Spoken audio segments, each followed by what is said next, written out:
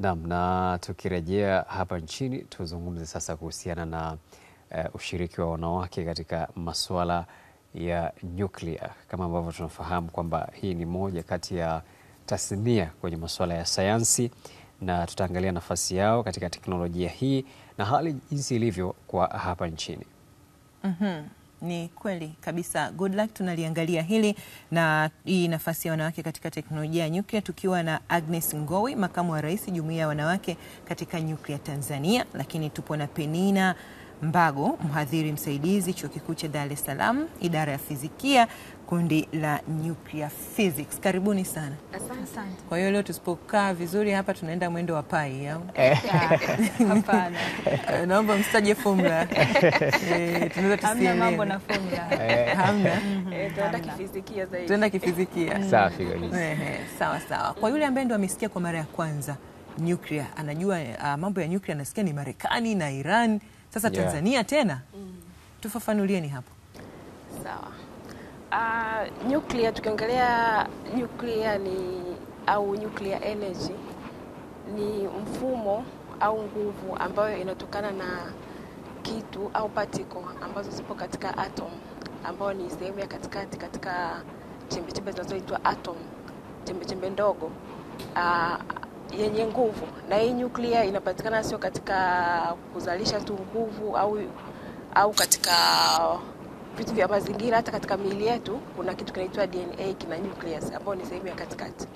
Kwa hiyo ile nucleus inakuwa imezungukwa na particle nyingine ambazo ni electron, lakini katika hiyo nucleus kuna imetengenezwa na proton pamoja na chembe za particles zinaitwa proton pamoja na neutron.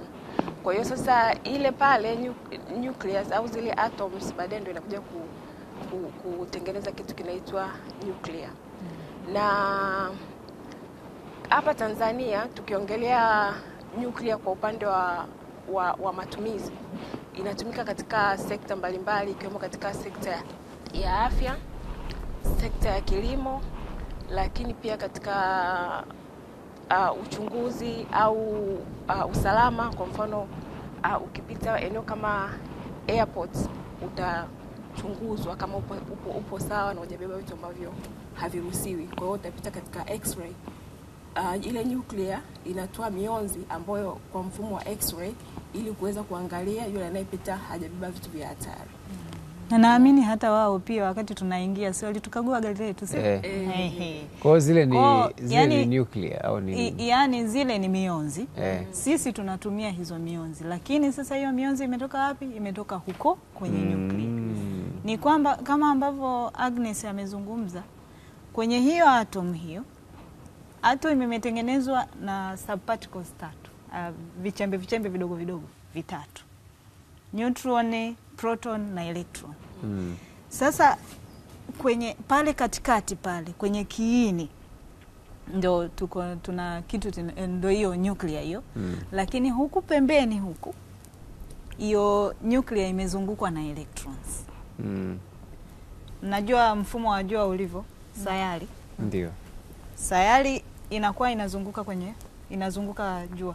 Dunia yetu inakuwa inazunguka jua. Kwa hiyo jua linakuwa kama ndo nucleus, kiini. Alafu dunia inakuwa kama electron. Ndio. Kwa hiyo inakuwa inazunguka. Lakini sasa kitendo cha ile electron ikipata energy ya kutosha kutoka nje, inaweza ikasababisha ikashuka ama ikapanda. Hiyo ni kama tunataka kutengeneza kwa njia ya kibinadamu. Ndio. Lakini kuna hizo zingine ambazo zinatokea tu, yani ndo zimeumbwa hivyo kwamba mara nyingi tunapendaga tuwe kwenye comfort zone. Ndio. Tunapenda tufike kwenye mahali ambapo unajisikia uko umetulia. Sasa hizi atom zenyewe zinakuaga zinajihisi ziko kwenye comfort zone zikiwa ndogo. Lakini zikishakuwa na zile namba za proton nyingi na maana zinakuwa ziko kubwa, zinataka zijigawe. Zijigawanye zibaki ndogo. Sasa ninavyofanya vile, ile inafanya fission. Ile naturally inafanya fission. Sasa inavyokuwa inajigawa ndo hizo, ina maana wakati inagawanyika electron inaweza ikatoka ama ikashuka chini ama ikafanya nini, inavyokuwa inajigawa hivyo inatoa hiyo mionzi, ambazo hizo mionzi sasa sisi ndo hasa tunazitumia. Ndio. Kwa hiyo unapozungumzia sijui matibabu ya mionzi hospitalini, sijui hizo mambo na usalama na nini na nini, yani hauwezi ukazungumzia hiyo kama haujazungumzia chanzo chenyewe ambapo ndo nuclear. Na sisi kwa Tanzania tuna nuclear. Tunayo madini ya uranium tunayo. Kwa hiyo hivyo vifaa ambavyo vinatumika vinatengenezwa kwa nuclear yetu, ama matumizi yake yapo kwa kiasi gani? Sasa tunajua hivi vifaa vingi tunanunua kutoka nje. Sawa, kama alivyoelezea Penina, sisi tunatumia mionzi mfano katika matibabu. Kwa mfano nikiongelea pale taasisi ya saratani ya Ocean Road, mimi ni kama nilivyojitambulisha mwanzo, ni mtaalamu wa tiba mionzi. Kwa hiyo tunatibu wagonjwa wa saratani kwa kutumia mionzi. Ndio. Hapo nyuma kidogo, kabla ya mwaka 2019 tulikuwa tunatumia mashine inaitwa Cobalt 60 machine. Kwa hiyo maana ina chanzo cha mionzi ni hiyo sosi ya Cobalt 60. Na hiyo Cobalt 60 huwa inachimbwa ikiwa kama Cobalt 59, yani Cobalt 59, ambayo inatokanaga na madini mengine kama nickel, copper, yakichimbwa ndio yenyewe inapatikana kama mabaki. Kwa hiyo hii Cobalt 59 iko stable, haitoi mionzi. Wanaingiza katika mtambo ambao unaitwa nuclear reactor. Kwa hiyo inakuwa unstable, sasa inakuwa 60, maana inaanza kutoa mionzi ambayo inaitwa gamma rays. Kwa zile gamma rays, ile energy yake ndo tunaitumia kutibu saratani kwa dozi maalum na katika eneo maalum kwa viwango maalum kwa kutumia physics, ili kuweza kudirect katika sehemu yenye uvimbe na maeneo mengine yaweze kuwa salama. Na kwa upande wa Ocean Road pia kwa sasa tuna mashine za linear accelerator, ni mashine za kisasa na zenye za mionzi, zinatumia umeme katika process maalum ya kifizikia mpaka kutoa mionzi yenye energy kubwa ya x-ray ambayo tunatibia wagonjwa kwa sasa na zina ubora zaidi. Lakini tuna mashine ya kisasa zaidi ya uchunguzi inaitwa PET CT scan.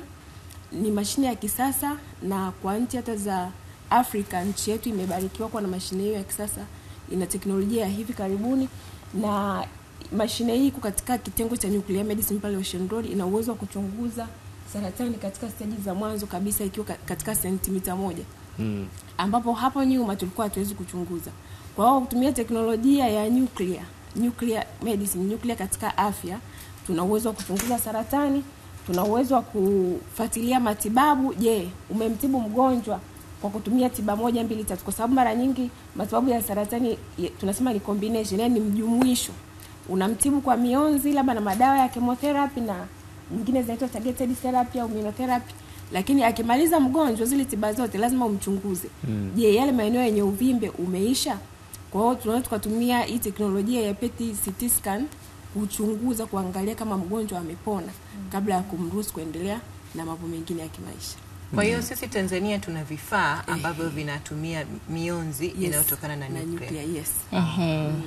Japo si kwamba sasa hivi ambavyo tunazalisha wenyewe hizo nuclear, si kwamba hivyo. Kwa mfano amezungumzia issue ya nuclear medicine, hiyo tiba kwa kutumia mionzi. Hizo radiation ambazo zinatumika tunazitoa South Africa. Lakini kwa sababu tumeshakuwa tuna mtambo sasa hivi pale Ocean Road, tutaenda kuanza kuzalisha wenyewe. Muda si mrefu tutaanza kuzalisha wenyewe. Ambapo malighafi tutakuwa tunatoa wapi? Malighafi tunaweza tukawa tunatoa hapa Tanzania, lakini pia tunaweza tukawa tunatoa nje. Bado iko katika bado ipo kwenye kwa sababu mtambo bado haujaanza kufanya kazi, lakini soon naamini kwamba utaenda kufanya kazi na tutakuwa tunazalisha hizo nuclear ambazo zinatumika kwenye uchunguzi kwa upande wa nuclear medicine. Na tutakuwa hata utaratibu ule wa kuagiza nje labda kuchelewesha hiyo huduma utakuwa haupo. Kwa sababu tutakuwa tuna kiwanda kinaitwa cyclotron ambacho kitakuwa kinazalisha hizo nuclear za aina mbalimbali kwa ajili ya uchunguzi pamoja na matibabu. Sawa. Haya, sasa wanawake nafasi yao ipoje katika eneo hili? Well, kwanza jumuiya ya wanawake katika nuclear iliundwa kutokana na uhaba wa wanawake katika sekta hiyo, tunasema underrepresentation. Kuna tafiti ilifanyika mwaka 2023 ikaona kwamba asilimia wanawake katika nuclear ni asilimia 25 tu, na hapo ni mwaka 2023, ni mwaka juzi. Kwa hiyo kabla ya hapo ilikuwa hali ni mbaya zaidi, na hii mwaka 2023 dunia tayari ilishaanza kuwatia moyo wanawake waingie katika kada hizi na nini. Nikukupa mfano, kipindi namaliza form 6 mwaka 2023 hiyo form 6 yangu niliyomaliza mimi peke yangu ndo nilifanya kozi ya radiotherapy pale Muhimbili 2023, na ilikuwa natolewa Muhimbili 2023. Kwa hiyo peke yangu form 6 yangu nilifanya hiyo kozi, japokuwa nilikutana na wenzangu watatu ambao tunasema ni in service, wote walikuwa na diploma kwenye mambo ya radiography, uchunguzi. Kwa hiyo nikaungana nao na tukafanikiwa kumaliza wanafunzi watatu, mmoja ya kuweza kumaliza. Lakini kadri uelewa ulivyoingia katika jamii, wakaendelea kuongezeka wanafunzi, na mpaka sasa wanamaliza wanafunzi 20, wanafunzi 15. Kwa hiyo idadi kwa sasa ya wataalamu wa tiba mionzi ni zaidi ya 150. Kwa upande wa wanawake, nikiongelea pale Ocean Road kwenye kitengo cha matibabu ya tiba mionzi, tuna watumishi 35, lakini 5 tu ndo wanawake. Tukiangalia nuclear medicine wana watumishi, lakini pale kuna daktari bingwa wa upande wa nuclear medicine ambaye ni mbobezi, lakini mwanamke mmoja tu. Kwa hiyo tunaona kwamba kuna uhaba. So sisi hapa wanawake katika nuclear, jumuiya ya wanawake katika nuclear nchini Tanzania, lengo letu ni kuweza kufahamisha kwanza jamii, kwa sababu mwanafunzi anapokuwa shule, maliza ili kuchagua sasa ajiunge na kada zipi, anahitaji uelewa kuhusu hizi fani, kwa sababu nyingine ni mpya, ili aweze kuchagua kujiunga. Kwa hiyo kama anakuwa na uelewa, maana yake haizi ina maana mtu atachagua labda general tu kuwa daktari au kuwa mwalimu au kwa nini, kwa sababu anakuwa hana uelewa wa kada ambazo zipo. Kwa hiyo sisi uoga tunatembelea mashule, tunatembelea vyuo kuwafahamisha kwamba nuclear ni nini, kada zilizopo ni zipi, nafasi za shule, kwa sababu hata dunia sasa hivi inatoa nafasi za kusomesha wanawake ambao wanajitahidi.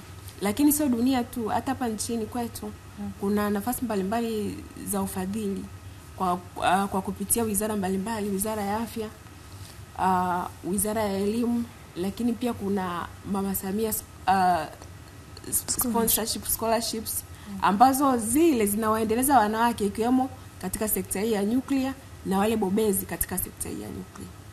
Sawa sawa. Na sasa kwa yule binti ambaye anatutazama, ambaye yupo shuleni kwa sasa, kwa mfano wewe utakuja kutuambia ilikuwaje hadi ukaangalia eneo hili la nuclear kusomea, kwa sababu ni kitu ambacho kinafahamika sana kwa wanafunzi.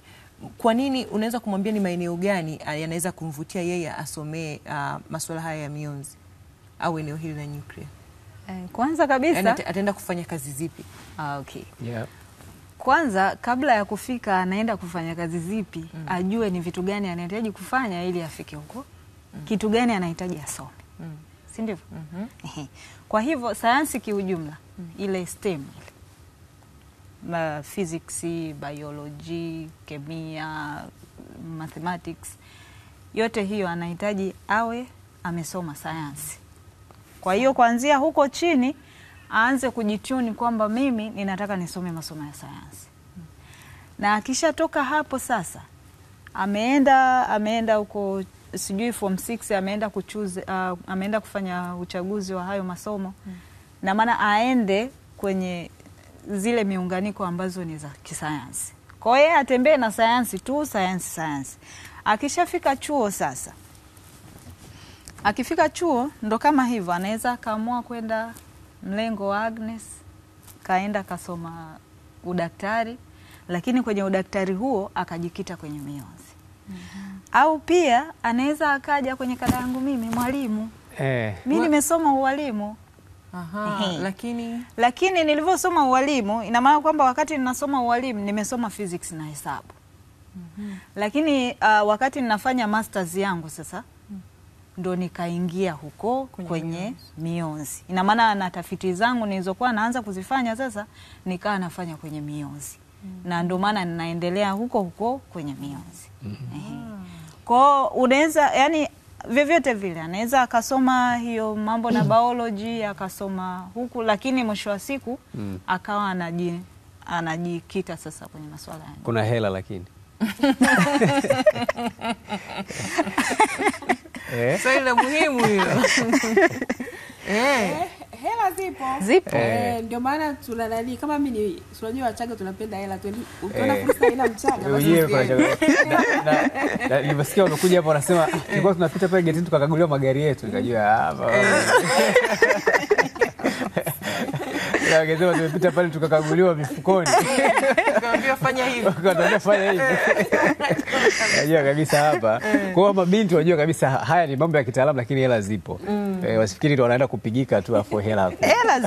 Hela zipo na hasa pale ambapo sasa inabidi ujitume na yani kwenye kitu chochote mimi huwa naamini kwamba ukiwa unakifanya kwa usahihi hela zitakuja tu. Kwani wewe hapa upati hela? Unapata. Sasa hela zipo na kama alivyosema Penina unatakiwa ujitume, uandike. Kwa mfano sasa hivi dunia ni dunia ya utafiti. Ndio. Ufanye utafiti, usome. Ili ufanye utafiti lazima usome na lazima uandike. Kwa hiyo ukisoma na kuandika automatically utapata fedha, automatically utapata nafasi mbalimbali. Kwa mfano mwaka jana tu nimefanikiwa kwenda nchi takriban kama 5 hivi. Nimetembelea mitambo ya nuclear power plants. Kwanza nilienda kwenye anniversary ya 70 ya power plant, nuclear power plant ya kwanza duniani ambayo iko Russia. Nilienda kwenye yale maadhimisho ya kusherekea miaka 70 ya mtambo ule ambao ndio ulikuwa kwanza duniani. Urusi. Urusi. Lakini pia nilitembelea mtambo mwingine ambao upo Abu Dhabi huko United Arab Emirates. Lakini pia nilienda Vienna kutembelea wana power plants pale. Na nchi nyinginezo ambazo nilifanikiwa kwenda Dubai, lakini vile vile Egypt. Siku nyingine unamfuata Goodluck, unamchukua Goodluck atakuwa anakukumbuka. Yaani ukianza sasa tu anakukumbusha. Kwa hiyo unakuta hii sekta ya mionzi na nuclear sio sekta ya kinyonge niseme. Kwa sababu dunia inaelekea huko na ina mpango wa kutumia nuclear kwenye matumizi makubwa zaidi kama kuzalisha umeme kwa kutumia hiyo ambayo tunasema nuclear power plants. Na inataka itengeneze mazingira safi kwa ajili ya viumbe. Kwa sababu kama tunavyoona kuna baadhi ya viumbe duniani vinapotea kutokana na uchafu wa mazingira kwa hewa ambazo zipo. Ambazo hazitakiwi kuwepo kwa wingi katika mazingira. Safi kabisa. Sasa unajua wakati anataja nchi alizotembelea najua kuna watu wengine walikuwa labda na kawivu fulani na nini. Lakini watu wa HKL msijali, najua mtasafiri. Kila mtu atasafiri. Mimi nimesema tu anaongozana na wewe. Watu wa HKL msijali, mtaenda kufundisha Kiswahili huko katika nchi mbalimbali. Lakini hata wa HKL wakitaka kuingia huko wanaweza kuingia. Kwenye nuclear. Kwani HKL si anaingia kwenye utangazaji? Si anasoma sheria na HKL. Sasa anaweza kafanya sheria lakini sheria ambayo inasimamia masuala ya nuclear. Huo ni mpango mzuri. Na yeye akasafiri. Kwa sababu kazi ipo kabisa inaitwa nuclear. Sasa mwanzoni unajua ulisema form 6 umemaliza 2023. Sasa unajua tangu muda ule nimekuwa nikifikiria na jinsi unavyoeleza. Alikuwa na maisha 13 au ulikuwa na maisha 2013? 2013. Sasa unajua tangu muda ule nafikiria haya yote yametokea kwa kipindi gani? Ndani ya mwaka mmoja. Maisha 2013. 2013. Sema hivyo bwana. Mnahitaji sasa vitu gani vifanyike ili kuongeza idadi ya hawa wanawake? Kama mnahitaji mchango wote kwa wadau, kama ni serikali, mnahitaji nini kuongeza idadi ya wanawake katika eneo hili? Kiuhalisia kama mimi nitasema kwamba tunachokihitaji sisi kama wanawake kwanza kwenye hiyo Samia scholarship hiyo waongeze idadi. Kwa mfano duniani sasa hivi wakiwa wanatoa fursa wanasema women are highly encouraged to apply. Kwa na sisi pia tutoe hiyo kwamba unapotoa nafasi labda umetoa nafasi 10 za ufadhili. basi useme hizi 5 ziende kwa wanawake, hizi 5 zingine ndo wanaume wajipambanie. Sio hizo 5 zilizobaki wagawane tena wanaume na wanawake. Ni sawa. Sawa 5 zitengwe kwa ajili ya wanawake, alafu 5 sasa wanaume na wanawake wagombanie hizo. Lakini pia kitu kingine cha msingi kabisa kwenye ngazi za uongozi, wanawake kwenye hii sekta wafanye kuongezeka. Wakiongezeka, kwa sababu mimi hapa nilipo nimefika kwa sababu nilimuona mwanamke fulani kafanya kitu fulani, kwa hiyo yule nikamfanya kama role model. Role model sio mbaya. Tunawapa maua yao live. Kuna mwalimu wangu mmoja anaitwa Dr. Farida, anafundisha chuo kishiriki cha Dar es Salaam DUCE. Naona sasa. Yule wakati nimefika nikiwa mwaka wa kwanza nilikuwa sitaki kwenda ualimu, lakini sasa nimefika pale nimemkuta na anafundisha hayo physics, nikasema basi huyu anaweza akanifaa, na nakaa sasa anazungumza naye, ananipa dira na nini. Nimekuja hapo chuo kikuu cha Dar es Salaam, mara nasikia Profesa Najat katangazwa kuwa profesa wa kwanza mwanamke kwenye physics, sio physics tu, nuclear. Umeona? Kwa mimi nikamwambia, wewe profesa, ngoja nipambane na mimi nitakuwa mwanamke wa kwanza mdogo kuwa profesa. Kwa hiyo sasa wanapokuwepo watu kama wale, sio kila mtu atakuwa Najat atakuwa role model wake ama Farida atakuwa role model wake. Wanahitajika watu wengine ili hata huko kijijini kwetu huko tupate kuwaona wanawake wanafanya vitu vikubwa kwenye nuclear, na itawahamasisha watoto mabinti, itawahamasisha waweze kuingia kwenye tasnia. Sasa kuna jambo moja lilikuwa linanitatiza ambalo kwa sababu nyinyi wataalamu mmekuja, labda mtusaidie. Unajua sisi tunaingia sehemu mbalimbali kwenye shopping malls. Tukifika kule tunakuwa scanned. Hata nyinyi mlivyokuja hapa mmekuwa scanned. Sasa kuna watu hivi tunaita vingamuzi. Hivi ndio vingamuzi, sio? Vingamuzi. Sio visimbuzi. Vingamuzi. Hasa kuna wengine wanakuaga na wasiwasi kwamba kwa sababu vinatumia hiyo mionzi vinaweza vikawa vina madhara, ukiwa nani mara kwa mara vinaweza vikakuletea madhara ya kiafya. Kuna ukweli wote? Hamna kweli. Kwa mfano kwenye uchunguzi tu wa kawaida inakuwa hamna madhara ambayo unaweza kupata. Kwa sababu mionzi ikitumika kwa njia sahihi na salama, ndio haina madhara. Njia sahihi maana yake iwe imehesabiwa, yani ipo calculated kwa kutumia physics. Na njia salama maana yake unapata kiwango kile ambacho unatakiwa kupata. Kwa hiyo kwanza tuseme mionzi iko kila mahali. Hata hapa tulipo kuna mionzi. Uko nje kwenyewe kuna mionzi. Kwa sababu kuna background radiation, kuna mionzi ya kutoka kwenye jua. Kwa hiyo kwenye mazingira yetu popote tulipo mionzi ipo. Kwa dozi fulani tukitumia, kuna vifaa vya kutumia mionzi. Kwa hiyo tukileta kile kifaa hapa hakiwezi kikasoma 0. Kwa hiyo kuna kiwango fulani cha mionzi kinakuepo. Na katika maisha yetu ya kila siku tunaishi nayo.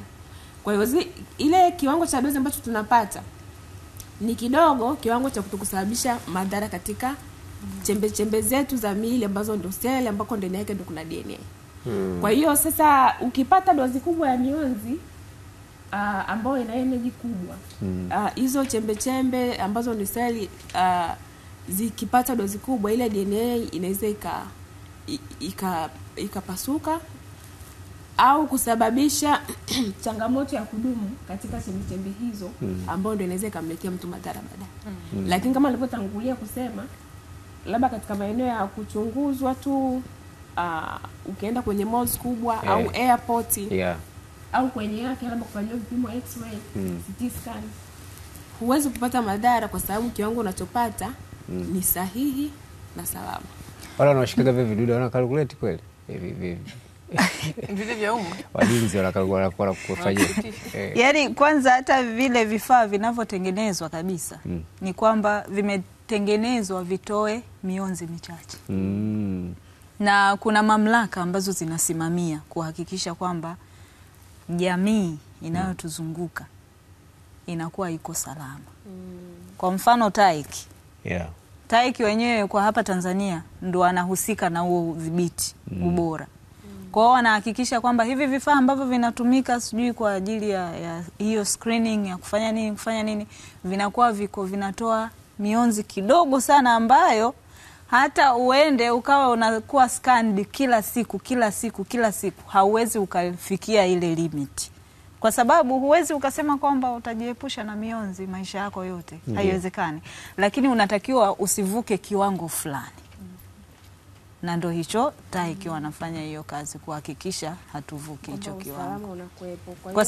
Kwa sababu kuna kiwango maalum kwa ajili ya wananchi wa kawaida na kiwango maalum kwa ajili ya watu wanaofanya kazi hospitalini au kwenye sehemu ambazo zinatumia mionzi. Kwa hiyo viwango vyao vinatofautiana. Kwa wananchi wa kawaida kiwango ni kidogo sana, kwa hiyo hamna madhara, usipate tabu. Asanteni sana. Bila shaka mabinti au wazazi ambao wana watoto wa kike watakuwa wamehamasika, wanatamani na wao kuwaona watoto wa kike wakifanya vizuri kama mnavyofanya nyie. Tunashukuru sana Agnes Ngowi, makamu wa rais wa Jumuiya ya Wanawake katika Nyuklia Tanzania. Lakini shukrani Penina Mbago, mhadhiri msaidizi Chuo Kikuu cha Dar es Salaam, idara ya fizikia, kundi la Nuclear Physics. Asanteni sana, kila la heri. Ngowi kasema ukiona sema hamna Mchaga ujue hapo hamna fursa.